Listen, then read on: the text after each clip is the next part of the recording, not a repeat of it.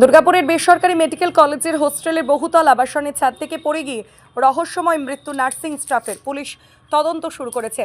কাঁকসার গোপালপুরে এক তরুণী নার্সের রহস্যজনক মৃত্যু ব্যাপক চাঞ্চল্য ছড়ালো এলাকায়।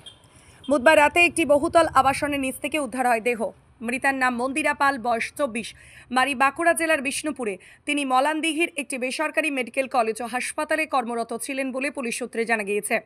স্থানীয় সূত্রের খবর, বুধবার রাতে তারা কাজে যাওয়ার কথা ছিল, কিন্তু সহকর্মীরা তাকে খুঁজে না পেয়ে পুলিশকে জানান। পুলিশ আবাসনের বাইরে থেকে উদ্ধার করে মন্দিরার দেহ। ঘটনাস্থলে পৌঁছায় বিশাল পুলিশ বাহিনী। পুলিশ দেহ উদ্ধার করে ময়না তদন্তের জন্য পাঠায় দুর্গাপুর মহকুমা হাসপাতালে। প্রাথমিকভাবে অনুমান বহুতল আবাসন থেকে মৃত্যু হয়েছে ওই নার্সের। তবে এটি আত্মহত্যা নাকি দুর্ঘটনা, নাকি এর পেছনে অন্য কোনো রহস্য লুকিয়ে রয়েছে, তা নিয়ে ধোঁয়াশা তৈরি হয়েছে। পুলিশ সূত্রে জানা গেছে তদন্ত শুরু হয়েছে। আবাসনের সিসিটিভি ফুটেজ খতিয়ে দেখা হচ্ছে। পাশাপাশি আবাসনের বাসিন্দা ও সহকর্মীদের জিজ্ঞাসাবাদও শুরু হয়েছে। ঘটনায় শোকের ছায়া নেমে এসেছে বিষ্ণুপুরে তার বাড়িতেও। এদিকে মৃতার মামা মনতোষ বন্দ্যোপাধ্যায়ের অভিযোগ, এটা স্বাভাবিক মৃত্যু নয়, অস্বাভাবিক মৃত্যু। ঘটনার সঠিক তদন্ত হওয়া উচিত। হাসপাতালের assistant super doctor Rajashree Gupta জানান, অত্যন্ত দুঃখজনক ঘটনা। আমরা পুলিশকে সব তথ্য দিয়েছি। কি কারণে মৃত্যু পুলিশ তদন্ত করে দেখছে। আমি তো বলতে পারবো না, হয়তো আমি তো ডিউটি গেছিলাম, জেনারেল ডিউটি দিয়ে এসে মানে ছুটাছুটি সবাই করছি, তখন দেখছি যে এরকম পড়ে গেছিল, তো এখন দিয়ে চলে এলাম ওখান থেকে। কে পড়ে গেছিল? মন্দিরা পাল। কে কোথায় কাজ করতো? সোনাকা হসপিটালে কিসের স্টাফ ছিল?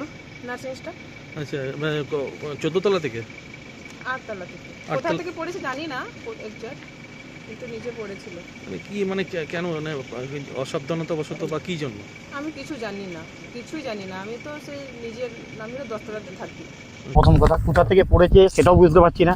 কলেজ কর্তৃপক্ষ কালকে একবার শুধু ফোন করে খবর দিয়েছে তাড়াতাড়ি করে এসো, তাড়াহুড়া করে এসেছি। কোনো খবর এখনো পর্যন্ত ওরা যোগাযোগ করেনি। আমরা কাল সারা রাত হসপিটালে ছিলাম, এখনো পর্যন্ত রয়েছি, কোনোভাবেই আমাদের সঙ্গে কন্ট্যাক্ট করেনি। আর দ্বিতীয় কথা হচ্ছে, মানে হসপিটালে কালকে যে ছিলাম, কলেজ কর্তৃপক্ষ তো কমসে কম যোগাযোগ করুক।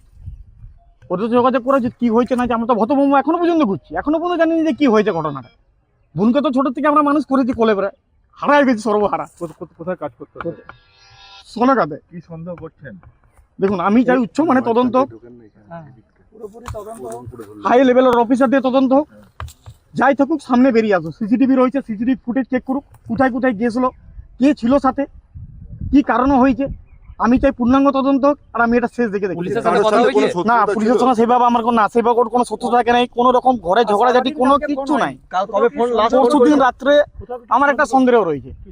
সন্দেহ বলতে, কোনো মানুষ ওইভাবে তো ধাপ দিতে পারে না। কি হয়েছে আমাকে জানতো, আমি তার জন্য আমি কোনো অস্বাভাবিকতা না না না না কোনো অসুবিধা লক্ষ্য নেই। কিছুদিন আগে আমার দিদা মারা গেছিল, আগের শুক্রবার আমার সঙ্গে কথা হলো যে দাদা আমি ছুটি পাচ্ছি না, আমি যেতে পারছি না। আমি চাই আসল সত্যটা বেরিয়ে আসুক। না, ব্যাঙ্গালোর থেকে, সেটাও আমি রিয়াজ থেকে গেছিলাম। মেসো ফলের ব্যবসা করে কষ্ট করে মানুষ করে ওকে ইয়া করেছে, আমি দিতে যেতাম, রিয়াজ থেকে যেতাম। আমি চাই প্রশাসনের কাছে আর্য করে রেখো, যেমন এর পূর্ণাঙ্গ তদন্ত হোক এবং এর বিচার যেমন পাই, তাতে যাই আসুক। নারায়ণ দাস। আমি আমার মাসির মেয়েও। যাই ঘটনা ঘটেছে পূর্ণাঙ্গ তদন্ত চাই। আমরা আমাদেরকে প্রথমে জানানো হয় যে একটা আপনারা তাড়াতাড়ি আসুন, আপনাদের পেশেন্ট ভর্তি আছে, হসপিটালে ভর্তি আছে। না কিছু জানায়নি। আমরা তদন্ত চাই, পুরো তদন্ত। হাসি খুশি মেয়েটা কিভাবে চলে গেল সেটা আমরা দেখতে চাই। পুরো তদন্ত, পুলিশের সহযোগিতা চাই এবং পূর্ণাঙ্গ তদন্ত চাই। স্পটের জায়গা ঘেরা দেওয়া আছে, এবার স্পটে দেখে কি করে বুঝবো বলুন কিভাবে হয়েছে না হয়েছে, সেটা তদন্ত করেই বুঝতে পারে। এবার পুলিশ তদন্ত করুক, আমরা চাই পূর্ণ তদন্ত হোক। আমার নাম মনতোষ ব্যানার্জি, আমি ওর মামা হচ্ছি।